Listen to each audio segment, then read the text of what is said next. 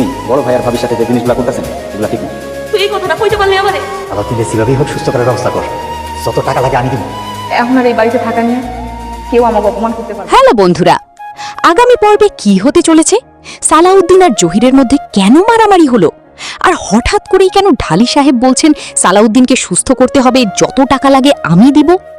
গত পর্বে আমরা দেখেছি মেম্বার সাহেব সালাউদ্দিনের জন্য নতুন বাড়ির ব্যবস্থা করছেন, তাই মনে হচ্ছিল খুব শীঘ্রই সালাউদ্দিন ও আমেনা ঢালি বাড়ি ছেড়ে চলে যাবে। কিন্তু আগামী পর্বের প্রোমো দেখে মনে হচ্ছে গল্পে বড় ধরনের মোড় আসতে যাচ্ছে। প্রোমোতে দেখা যায় সালাউদ্দিন ও জহিরের মধ্যে ভয়ঙ্কর মারামারি হয়েছে। ধারণা করা হচ্ছে সালাউদ্দিন বাসায় না থাকার সময় জহির ও আমেনার মধ্যে কথা কাটাকাটি হয়। পরে সালাউদ্দিন বাড়িতে ফিরে বিষয়টি জানতে পেরে জহিরের মুখোমুখি হয়, আর সেখান থেকেই শুরু হয় সংঘর্ষ। মারামারির এক পর্যায়ে সালাউদ্দিন গুরুতর আহত হতে পারে, আর সেই কারণেই ঢালি সাহেবকে বলতে শোনা যায় সালাউদ্দিনকে সুস্থ করতে হবে, যত টাকা লাগে আমি দিব।